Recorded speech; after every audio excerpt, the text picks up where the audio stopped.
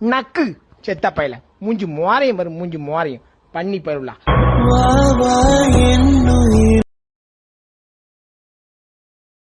Hi friends, வணக்கம் நண்பர்களே. நாம் இன்றைக்கி என்ன பார்க்க போகிறோம்னா த ஹார்ஃபீல்ட் இந்த படத்தோட மூவி ரிவ்யூ தான் பார்க்க போகிறோம். குழந்தைகள் 90s 80s காலகட்டத்தில் எப்படிலாம் இருந்தாங்க, அந்தளவுக்கு சிறப்புமிக்க ரிப்பீட்டாக இந்த படத்தை எடுத்துருக்குறாங்க. இது குழந்தைகளுக்கு ஒரு என்ஜாய்மெண்ட்டாக இருந்துச்சா அப்படிங்கிறத நம்ம இன்றைக்கி பார்க்க போகிறோம். அதுக்கு முன்னாடி நீங்கள் நம்ம சேனல் புதுசுனா மறக்காம நம்ம சேனலை சப்ஸ்கிரைப் பண்ணுங்கள், லைக் பண்ணுங்கள், ஷேர் பண்ணுங்கள். வாங்க கதைக்குள்ள போகலாம். இந்த படத்தோட கதை என்னன்னா, சிறு வயதில் தன் தந்தையால் சாலையில் கைவிடப்பட்டது தான் இந்த கார்பெல்ட்டுங்கிற பூனை. இந்த பூனையை ஒரு நல்ல மனிதர் தத்தெடுக்கிறாரு. சொல்லப்போனால் இவர் தத்தெடுக்கிறாரோ இல்லையோ, அந்த பூனை அவரை தத்தெடுக்குது அப்படின்னு கூட சொல்லலாம். இப்படி இவர் எப்போ பார்த்தாலும் சோம்பேறித்தனமாகவும் எந்த நேரம் பார்த்தாலும் சாப்பாடு சாப்பாடு சாப்பாடுன்னே சிந்திச்சுக்கிட்டே இருக்கும். கார்பெல்ட்டின் வாழ்க்கையில் பல ஆண்டுகளுக்கு முன்பு அதனை விட்டு சென்ற அதன் தந்தை விக்கு மறுபடியும் அந்த இடத்துல குறுக்கிடுறாரு.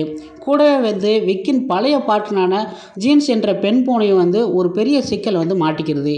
இதிலிருந்து கார்பெல்ட் மீண்டதா என்பதை இந்த படத்தில் நகைச்சுவையாக சொல்ல முடிகின்றது.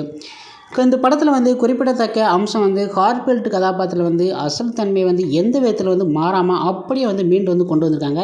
தன்னை எப்போதுமே மற்றவர்களை விட ஒரு விலங்கோ மனிதனோ ஒரு படி மேலாக நினைப்பது, எந்நேரமும் உணவை பற்றியே சிந்திக்கிட்டே இருக்குது. குறிப்பாக பகடி படம் முழுக்க கார்பெல்ட் செய்யும் செல்லநாய் தான் ஓடி, கார்பெல்ட்டின் உரிமையாளர் ஜானு. ஓட்டோ என்ற பெயர் கொண்டு எருது உள்ளிட்ட கதாபாத்திரம் மனதில் நிற்கிறது.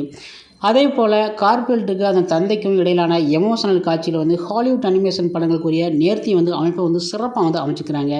கார்பெல்ட் நடிகர் கிறிஸ் பார்ட் மார்வெல்டு மற்றும் விக்கு கேரக்டருக்கு சாமுவேல் ஜாக்சன் ஆகியோர் தங்கள் குரல் மூலமாக வலு சேர்த்துக்கிறாங்க. படத்தின் குறை என்று பார்த்தால் அதன் அனிமேஷன் என்று சொல்லலாம். குழந்தைகள் ரசிகர்கள் ரசிப்பதற்காக என்பது பெரிய அளவில் மெனாக்கட்டாக ஒருவித பிளாஸ்டிக் காட்சிகள் இந்த படத்தில் அனிமேஷனை கொடுத்துருக்காங்க. ஆனால் குழந்தைகள் குதூகலமான வகையில் சம்மர் டைம் அருமையாக காமெடியும் பெரிதளவு இல்லையிட்டாலும் சம்மர் டைம் கொண்டாடப்பட வேண்டிய ஒரு சூப்பரான ஒரு அருமையான நகைச்சுவையான படம் கூட சொல்லலாம். ஒரு என்டர்டைன்மெண்டான படம்.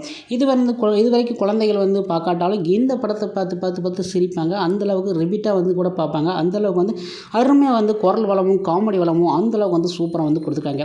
ஓகே ஃப்ரெண்ட்ஸ், இதுதான் இந்த படத்தோட மூவி. வீக்கெண்ட்ஸில் போகிறன்ஸ்லாம் பார்த்து என்ஜாய் பண்ணுறது, குழந்தைகளோட பார்க்க வேண்டிய ஒரு சிறப்பான படம் கூட சொல்லலாம். ஓகே ஃப்ரெண்ட்ஸ், உங்களுக்கு நம்ம வீடியோ பிடிச்சா மறக்காம சேனலை சப்ஸ்கிரைப் பண்ணுங்கள், லைக் பண்ணுங்கள், ஷேர் பண்ணுங்கள். இது போன்ற வீடியோவை நெக்ஸ்ட் சந்திக்கலாம்.